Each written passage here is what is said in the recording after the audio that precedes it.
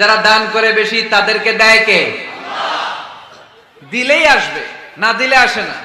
আপনি দেন, দেখবেন আসতে শুরু করছে। এটাই সিস্টেম। দিলে কমে না, না দিলে কমে। সুবহানাল্লাহ পড়েন।